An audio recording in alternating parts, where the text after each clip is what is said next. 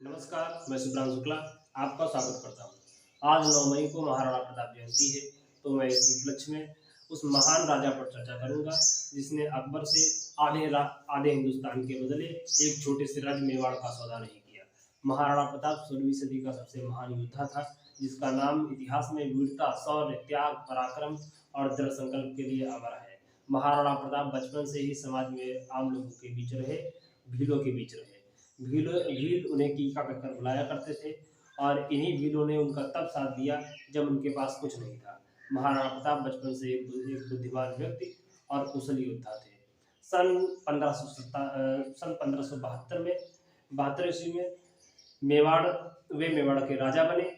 उधर अकबर अपनी विस्तारवादी परंपरा के चलते लगभग संपूर्ण भारत पर अपना आधिपत्य स्थापित कर चुका था और व्यापारिक दृष्टिकोण से मेवाड़ पर कब्जा करना उसके लिए बहुत महत्वपूर्ण था।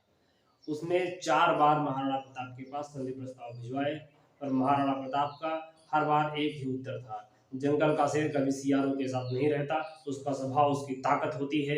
मेवाड़ की धरती ने कभी पराधीनता का स्वाद चखा ही नहीं। आखिरकार अकबर ने हताश होकर युद्ध की घोषणा कर ही दी। तत्पश्चात 18 जून 1576 को हल्दी घाटी का ऐतिहासिक युद्ध लड़ा गया। 7 फुट 5 इंच के महाराणा प्रताप के सामने अकबर कभी आया ही नहीं, क्योंकि वह जानता था कि अगर उसका महाराणा प्रताप से युद्ध हुआ तो वह उसके जीवन का अंतिम दिन होगा।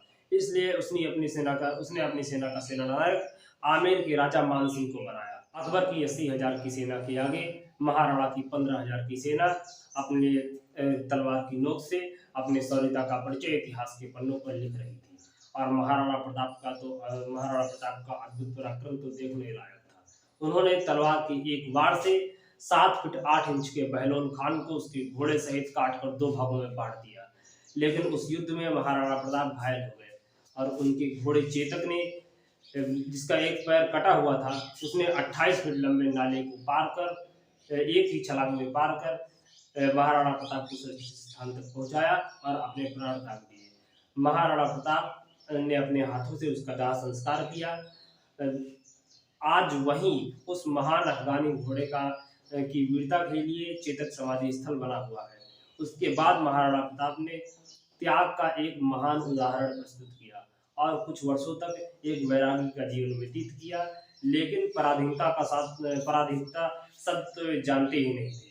उन्होंने भीलों की एक सेना बनाई और छापामार युद्ध से हजारों मुगल सैनिकों को मौत के घाट उतार दिया और धीरे धीरे मेवाड़ सहित अन्य सभी मुगल आधिपत्य वाले क्षेत्रों पर अपना साम्राज्य पुनः स्थापित किया। अकबर अपने जीवन में कभी राणा को हारा ही नहीं पाया।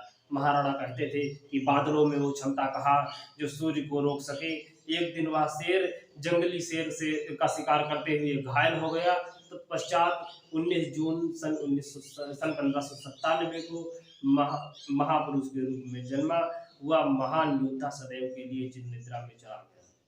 आशा करता हूँ आपको ये वीडियो बहुत पसंद आया होगा, और अगर आपने मेरी पहली दोनों वीडियो नहीं देखी हैं तो मेरे चैनल पर जाकर उन्हें जरूर देखें, आपको पसंद आएंगी। और ऐसी और वीडियो देखने के लिए आप मुझे सहारा दें, तो कृपया इस चैनल को सब्सक्राइब कर लीजिए।